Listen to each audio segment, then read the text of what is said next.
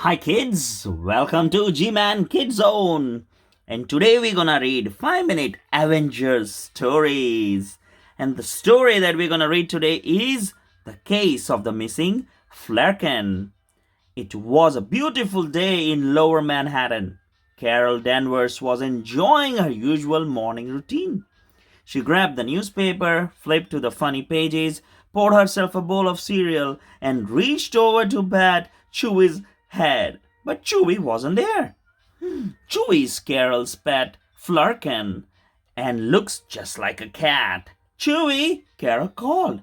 Breakfast time. But Chewie was nowhere to be found. Is she hiding? Carol thought. Maybe she fell asleep between the couch cushions. After searching her apartment, Carol began to worry. Maybe Chewie got out. Uh-oh. See what happens next. Carol felt worried. Where could Chewie have gone? Did someone take her? Suddenly she noticed the file on the table. Moonstone? Her old arch nemesis had recently popped back up and always had it out for Carol.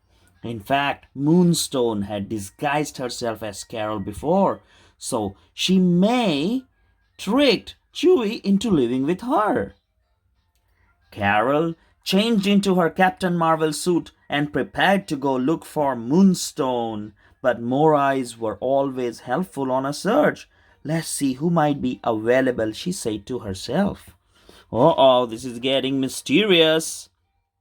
Let's see what Captain Marvel does. Captain Marvel decided to call her pal James Roddy Rhodes, otherwise known as War Machine. It seemed like forever since she last saw him, and they were due for a catch-up. She rocketed off to Avengers Towers where War Machine was working. Even though she was on an important mission, she enjoyed the flight over to the headquarters.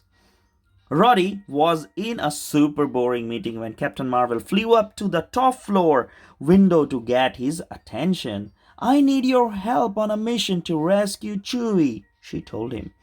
You sure she's not, in your sweater drawer or something? Roddy asked. Captain Marvel shook her head. Moonstone had stolen Chewie. She was sure of it. Roddy agreed to help, and they set off to solve the case of the missing Flerken. Whoa. Carol knew that Moonstone would make it hard for her to find Chewie. Moonstone wouldn't hide just anywhere. Even if she was still on Earth, War Machine looked around the top of Mount Everest while Captain Marvel searched the bottom of the ocean. They met up again in Sahara, but neither of them found Chewie. Maybe she's not on Earth after all, Captain Marvel said. Space is big, War Machine commented, but Captain Marvel wasn't worried. I have loads of friends, she said. The two heroes traveled to a bunch of different star systems and asked everyone if they had seen Chewie. But nobody knew anything about Moonstone kidnapping a cat or Flerken, and nobody knew where Moonstone could be hiding. Captain Marvel even asked the Guardians of the Galaxy. I'll tell you everything I know if you can beat me at ping pong, Rocket said. And Captain Marvel won. Okay, spill Rocket, Captain Marvel demanded. She was getting anxious to find Chewie. Ha, I don't know nothing, Rocket confessed. I don't even like Flerkens. You think I would have helped find one? Captain Marvel couldn't believe it. She was back to square one. This is getting more and more interesting. Finally, Captain Marvel noticed a cluster of black holes in a relatively empty quadrant of the Milky Way galaxy. Those weren't there before, she exclaimed. The only person I know who can create black holes like that is Moonstone. What are we waiting for? Roddy said. Roddy used his navigational skills to pilot them to Moonstone's lair hidden on an asteroid between the black holes. The heroes burst in and confronted Moonstone. Where's my cat? Flerken, Captain Marvel yelled. Moonstone leaped up and immediately lobbed a laser beam at her old enemy. Uh-oh, fight's on. Roddy managed to block the laser beam, but Captain Marvel was ready. She gathered her own energy and hurled it at Moonstone. Moonstone dodged the first hit, but soon Captain Marvel and Moonstone were each sending zaps of energy across the layer until finally two of the blasts met. Boom! The two blasts of energy burst against each other and exploded, knocking everyone back. Why are you even here? Moonstone yelled. Captain Marvel showed her the picture of her pet. You stole Chewie, and I want her back. Moonstone shook her head. I didn't take Chewie. I'm lying low and trying to stay out of trouble. Chewie's not here, Roddy said. Let's head back to New York.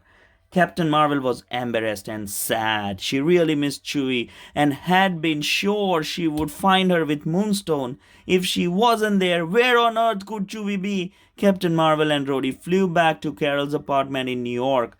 Did you check the sweater drawer? Roddy asked. Come on, Roddy. I looked everywhere. Chewie isn't here. Just check one more time, Roddy suggested. Ah, Chewie! Carol exclaimed. You were right, Roddy. Yes, she was here the whole time. Sure enough, Chewie was snuggled up in Carol's fuzziest sweater, perfectly content after a nice warm nap. Hope you guys enjoy the story. Until the next time, this is bye-bye from G-Man Kid Zone. Subscribe and hit the like button. Bye-bye.